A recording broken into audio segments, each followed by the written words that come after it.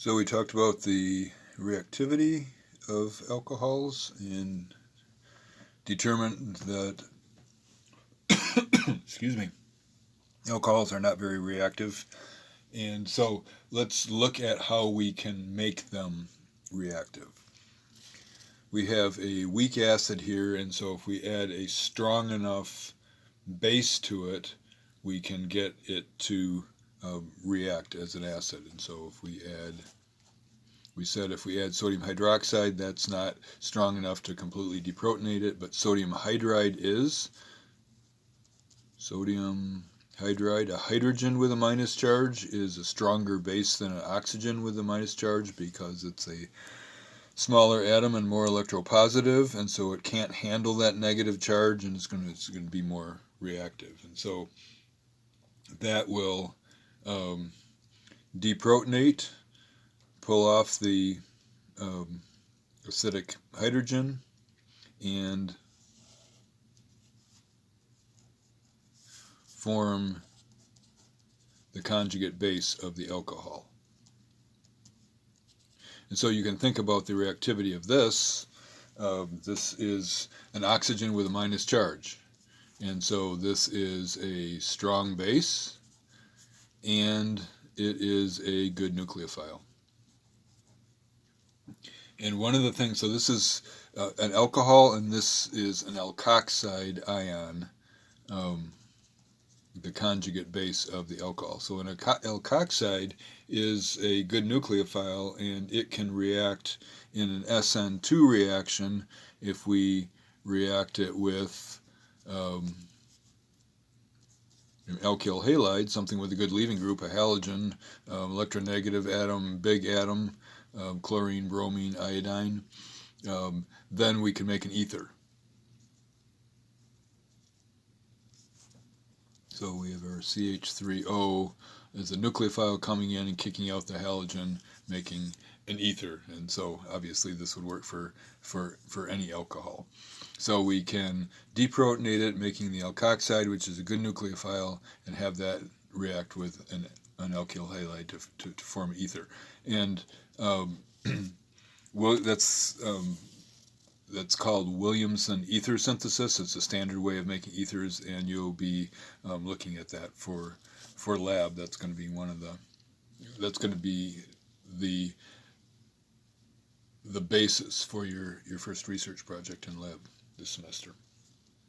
Okay, so the other thing, so this is a weak acid, and so we can add, if we have a strong enough base, we can deprotonate it.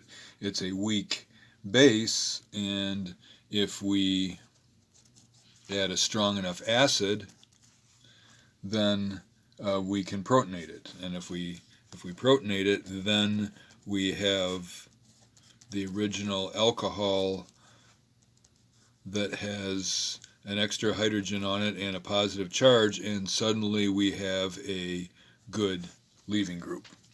And obviously something with an oxygen and 3 bonds and a positive charge will be a strong acid, but most importantly, this is going to be a good electrophile.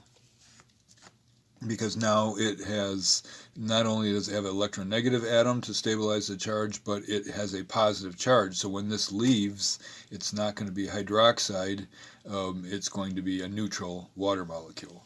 And so now we have a good electrophile, and then we could come in here with some other nucleophile and kick that out. So what we have done here is convert this lousy leaving group into a good leaving group by adding a proton to it.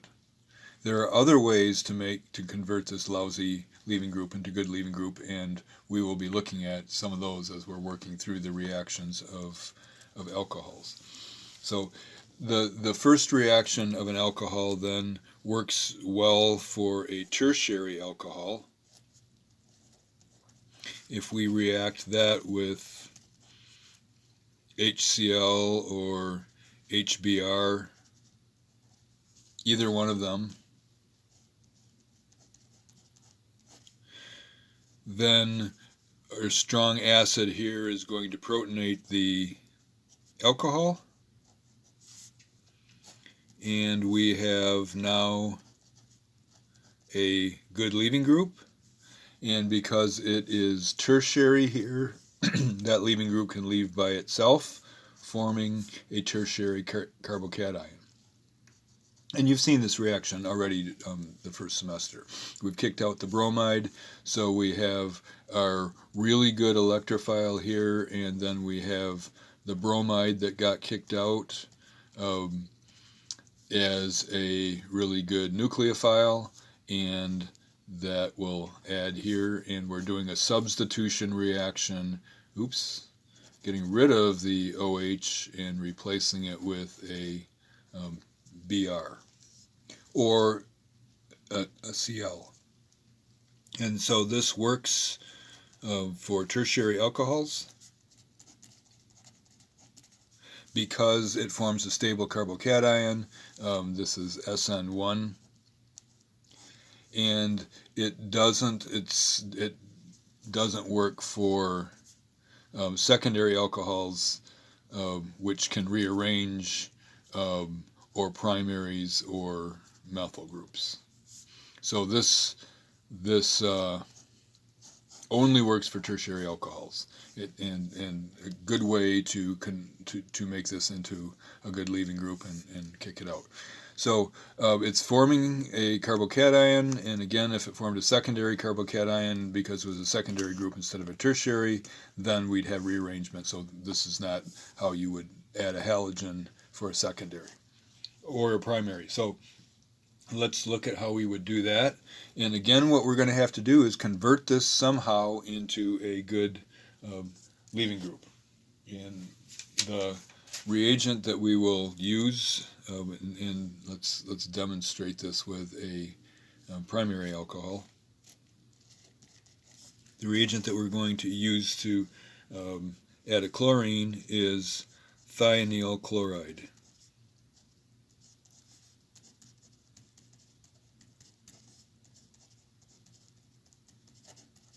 So this is a good electrophile, partial positive charge here, partial negative, weak pi bond, and so this poor nucleophile is good enough to react with this really good electrophile, and as it adds to the sulfur there, it's going to kick out a chlorine as a leaving group.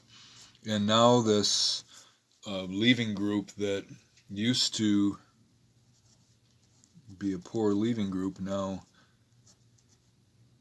is a better, so we're attacking the sulfur, so we get the sulfur here, double bond sulfur, and one of the chlorines left on it. So we are adding, we have converted this into a better leaving group. The other thing that we add in with thionyl chloride is a base, and the base is pyridine. It's a benzene ring where one of the carbons has been replaced by a nitrogen. Pyridine, and that pyridine then will react with this first intermediate that forms, and it'll pull off the proton here. So as it pulls off the proton, then we end up with this leaving group. And we have kicked out a chloride here, so we have a chloride as a nucleophile, and now we have a better leaving group, and you will see why it's a good leaving group here. When the chloride comes in and attacks at the partial positive carbon, so here's our, this whole part right here would be our leaving group.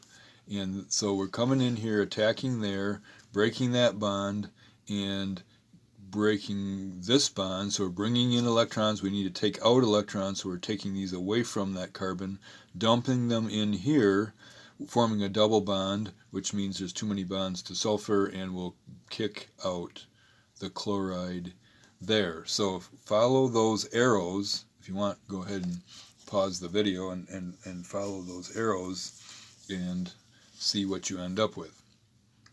So where you had this OH as a leaving group, now it has been replaced by a chloride. And we have formed sulfur dioxide, SO2, which is a gas. And so it's not an equilibrium reaction. This forms SO2. It's a gas. It leaves, and then we're also producing the chloride. Okay, so the point here is there's other ways to convert this alcohol into a good leaving group, and under these basic conditions, it's not going to leave and form a carbocation because we have basic conditions.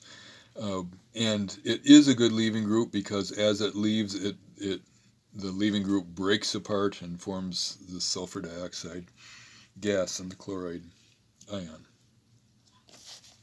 And so if we want to replace a alcohol with a chlorine, then if it's tertiary, we can just add HCl.